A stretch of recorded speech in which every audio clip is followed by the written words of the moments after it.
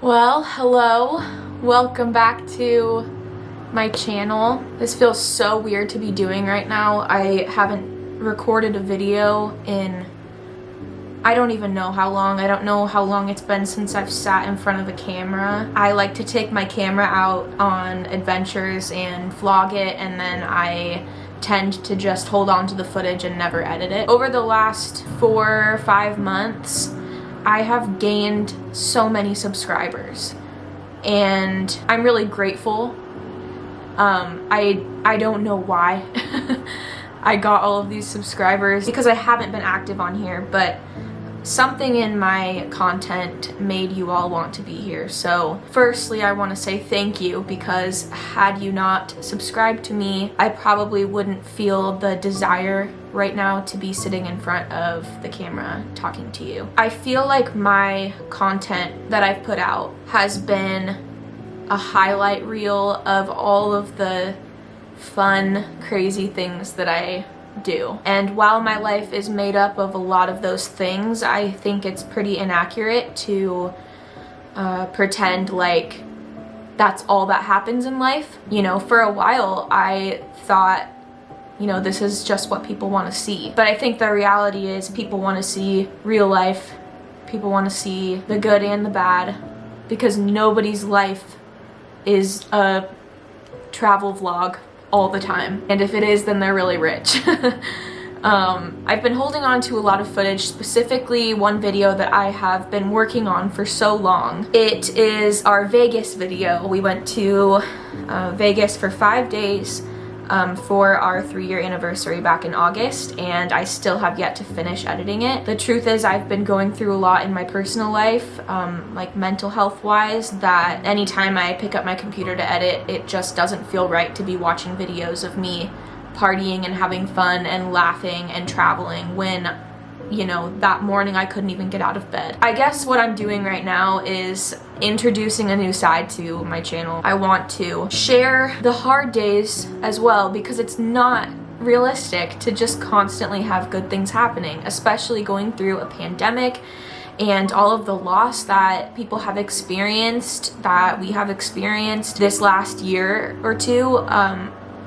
It seems inauthentic to just keep posting these fun vlogs. Waking up this morning, I did not think that I was gonna be filming and editing and posting a YouTube video today. That really didn't seem realistic. I woke up this morning to Emma leaving the house, and I realized that I didn't set an alarm for last night, and I didn't wake up for work. In struggling with my mental health a lot the last couple years, specifically the last year, not going to work is one of the things that has hurt me the most, not only financially but socially, and also it really makes me feel down on myself, like I'm not being productive, I'm not giving enough to support Emma and I's life. And so this morning is a morning like many other mornings. I wake up, I feel like shit, and so normally when that happens, I just turn off all the lights in the house and basically just crawl into a little cocoon of blankets and watch TV all day long. It's not healthy, it's not productive, and honestly it doesn't feel good, you know, especially when Emma comes home from a long day of work and, you know, she was productive and made money, and then here I am in the same spot that she left me.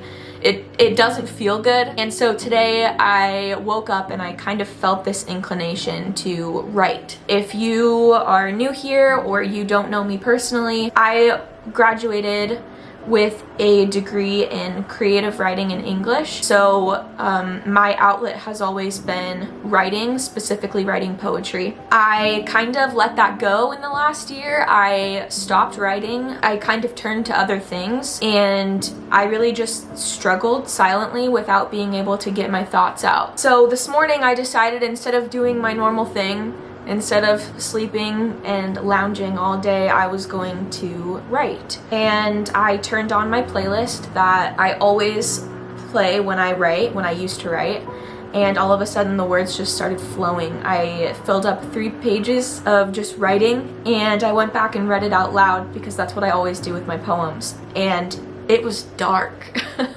And it was emotional and honest. And after I read it out loud, I kind of told myself, I want to share this. I want to read it out loud to people. I shared it with Emma. I sent her the poem this morning, and she said that it made her emotional and that she's so proud of me for being honest, and that that's the most vulnerable she's seen me in a very long time. That just made me, well, at first it made me cry, and then it made me want to share it with you all. This is me kind of turning a new page, turning a new chapter, I guess, in my social media presence. I want to be more honest, be more authentic, and share more real life stuff, because I know that not everybody wants to see me getting drunk and traveling and having fun all the time. Sometimes people just want to feel like they have a friend and that they are heard and seen. I would like to be that person for you. So I'm going to read my poem. I'm nervous to do this because I don't think I've shared a poem online that is this honest. But I'm not going to sugarcoat it. This poem is hard to hear. It kind of is just some of the things that I've been going through, some of the mental health struggles, and just life that I've experienced lately that has been just eating me alive. So if you are sensitive to topics like mental health, medication use, alcohol use, disordered eating, yeah, just overall like mental health problems, I would encourage you to wait to listen to this until you're ready to hear it. I hope that some people can find bits of themselves in this, and I know that it's gonna get better.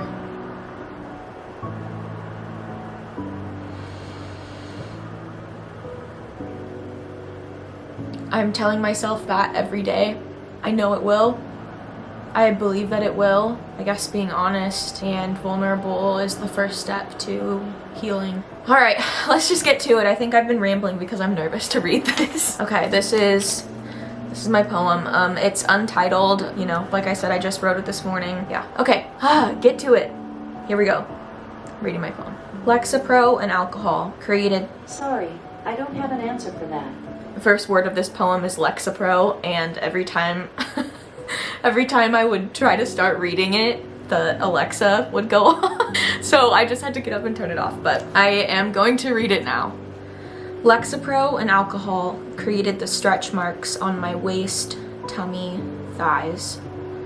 The same two poisons made my face round. I wonder how many people have noticed my changes. Therapy is good when I remember to go to it. Memory loss is a side effect of the poisons. That and brain deterioration.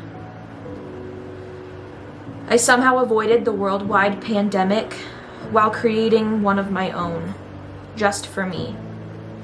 Different strains reach my coworkers, family, fiance, as they notice my absence, my dark circles and red puffy eyes, the fake laugh I do when the joke isn't funny, my sorry I was sleeping text at 2 in the afternoon.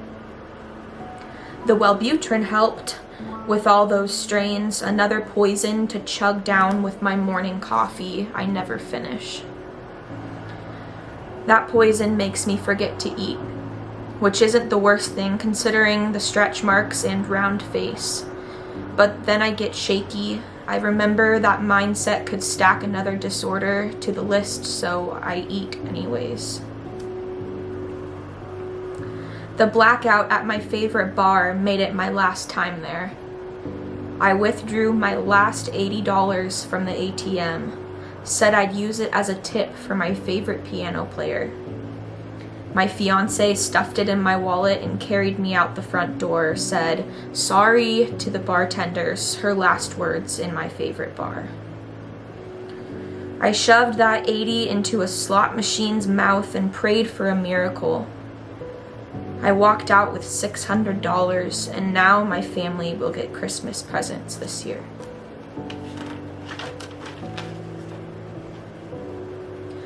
God must have heard my prayer. I saw him cry too, so much that it made waterfalls in the parking lot, indigo skies, and teardrops the size of baseballs on my windshield. My concoction of poisons made it so I don't cry during storms on the freeway anymore. Now I sort of love the rain, and its pathetic way of saying, have a shitty day the second you walk out the front door.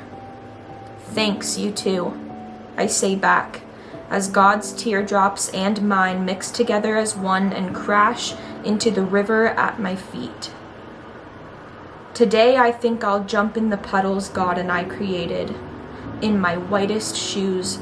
It's been a while since I felt something, and I just want to feel today.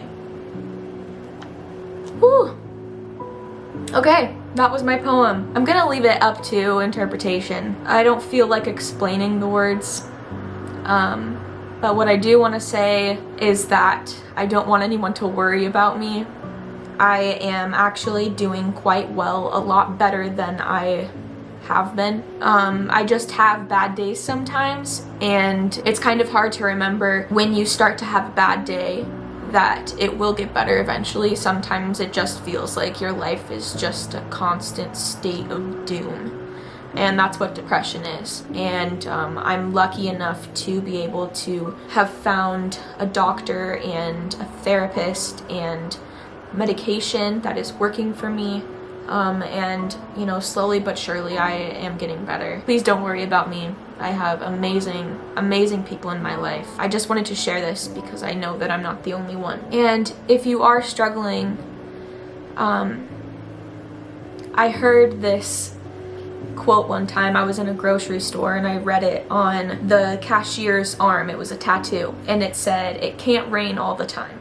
And I asked her about it, and she said, it's kind of my reminder that when things get bad, they will get better. Now, if you live in Washington, it can rain all the time, but think of it in a metaphorical sense, that the rain will stop, the storm will subside, you will be able to catch your breath at some point, so just keep going. I know it's been hard for me to keep going.